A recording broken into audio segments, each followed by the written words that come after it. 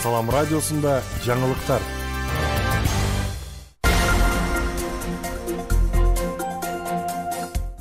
Саламатсыз бардактуу угарман жана көрүүчү, эфирде жаңылыктар түрмөгү, аны менен мен Нурпейил Ашор кызы тааныштырам.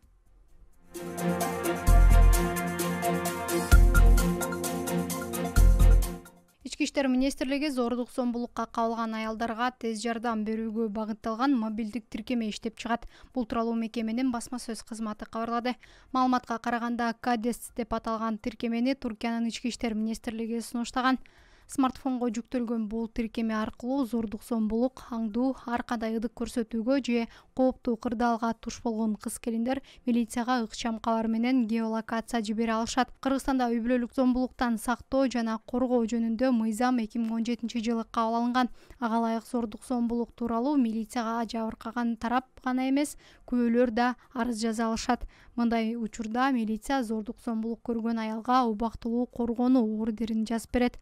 Расмий маалыматка караганда, Кыргызстандагы ар бир 4-чү аял зомбулукка кабылып келет. Мындай окуялардан 98% күйөөсү айыптуу экени далилденген. Ички иштер министрлиги 2 жылда Кыргызстанда үй бүлөлүк зомбулуктан 20 аял каза болгонун, жыл сайын 10 миңдей аял үйдө зомбулукка кабылып жатканын 2022 жылы билдирген.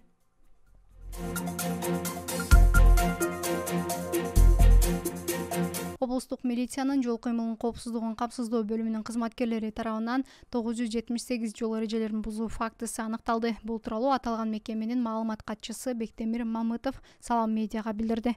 978 протокол түзүлгөн. Алардын ичинен мас абалдан башкаруу 17, айдоочулук көлүгү жана автоунаага тийиштүү документтери жок унаа башкарган 13, кыймылдын белгиленген ылдамдыгынан ашырып айдаган үчүн 198 жана башка аркында жол эрежелерин бузгандык үчүн 750 айдоочуга айып протоколу толтуруп берилген. Ал эми убактылуу токтотуучу айып короого 40 автоунаа токтотулган. Өкмөт өлкөдөн унду экспорттоого убактылуу тыюу салды. Министрлер кабинети буудай жана буудай унун өлкөдөн ташып чыгууга убактылуу тыюу салган токтом кабыл алды. Токтом долбоорунда 6 айлык мөөнөткө тыюу салуу жазылган. Документте белгиленгендей, мындай чечим азык-түлүк коопсуздугун сактоо жана баалардын кескин өсүшүнө жол бербөө максатында кабыл алынды. Кыргызстандын футбол боюнча өспүрүмдөр курамасы Белоруссияда өтүүчү Өнүгүү кубогуна катышат. Учурда Бишкек шаарында даярдыктар көрүлүүдө. Бул тууралуу Кыргыз футболдук союзунан кабарлашты. Маалыматка караганда, Кыргызстандын 2009 жылдан улуу эмес оюнчулардан куралган командасы окуу машыгуу жыйындарынан өтүүдө. Машыгуулар Бишкекте 22 сентябрдан 30 сентябрга чейин уланат.